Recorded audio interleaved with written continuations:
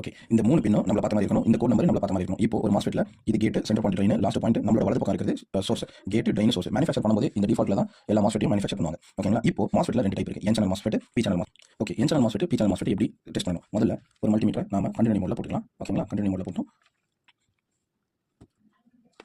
இப்போ இது red probe, இது பிளாக் ப்ரோப். அதாவது இது பாசிட்டிவ், இது நெகட்டிவ். சரிங்களா? இப்போ நான் என்ன பண்ண போறேன்? Gate, drain, source. ஃபர்ஸ்ட் ஏதாவது ஒரு ப்ரோப் என்ன பண்ணணும்னா ட்ரெயின்ல வைக்கணும். இன்னொரு ப்ரோபை கேட்ல சோர்ஸ்ல வைக்கணும்.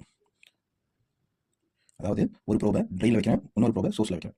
இப்போ எனக்கு வோல்ட்மீட்டர்ல, இந்த மல்டிமீட்டர்ல எனக்கு ஒரு வேல்யூ காட்டுது 541. இப்போ இந்த ப்ரோபை நான் ரிவர்ஸ் பண்ணி வைக்கிறேன்.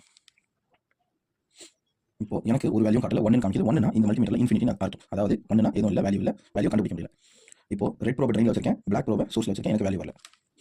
பிளாக் ப்ரோபை ட்ரெயின்ல வைக்கிறேன், ரெட் ப்ரோபை சோர்ஸ்ல வைக்கிறேன், எனக்கு வேல்யூ வருது. அப்படின்னா என்ன அர்த்தம் பார்த்தீங்கன்னா பாருங்க, பிளாக் ப்ரோபை ட்ரெயின்ல வைக்கிறேன், ரெட் ப்ரோபை சோர்ஸ்ல வைக்கிறேன், எனக்கு வேல்யூ வருது. அதாவது இந்த MOSFETக்குள்ள இங்க ஒரு டயோட் மாதிரி ஒரு கான்ஃபிகரேஷன் இருக்கும். இந்த கான்ஃபிகரேஷன் வந்து இப்போ நம்ம இந்த டயோட ஃபார்வர்ட் பயாஸ்ல செக் பண்ணிருக்கோம். அதாவது ஒரு டயோட பாசிட்டிவ் எண்ட்ல பாசிட்டிவ் ப்ரோபோ, நெகட்டிவ் எண்ட்ல நெகட்டிவ் ப்ரோபோ நம்ம வச்சு நமக்கு வேல்யூ வந்து அது ஃபார்வர்ட் பயாஸ். இப்போ நம்ம அதை ஃபார்வர்ட் பயாஸ் கண்டிஷன்ல செக் பண்ணும்போது நமக்கு வேல்யூ வந்தது. ஓகே, இப்போ இது வந்து ரிவர்ஸ் பயாஸ் கண்டிஷன். இந்த பயாஸ் கண்டிஷன்ல நம்ம வச்சு செக் பண்ணும்போது நமக்கு வேல்யூ வரல. சோ அப்படின்னா இது ஒரு N சேனல் MOSFET. அதாவது நெகட்டிவ் ட்ரெயின்ல இருக்கு, பாசிட்டிவ் சோர்ஸ்ல இருக்கு. அப்படின்னு அதனால இது வந்து ஒரு N சேனல் MOSFET. இதே P சேனல் MOSFET இருந்தா பாசிட்டிவ் ப்ரோபை ட்ரெயின்ல வைக்கும்போது, நெகட்டிவ் ப்ரோபை சோர்ஸ்ல வைக்கும்போது நமக்கு வேல்யூ வரும். ரிவர்ஸ்ல வச்சோம்னா வேல்யூ வராது. இது P சேனல் MOSFET, இது N சேனல் MOSFET. இப்போ நம்ம கிட்ட 3 MOSFET இருக்கு. இந்த 3 MOSFETமே N சேனல் MOSFET தான். இதையும் நம்ம செக் பண்ணி பார்க்கலாம்.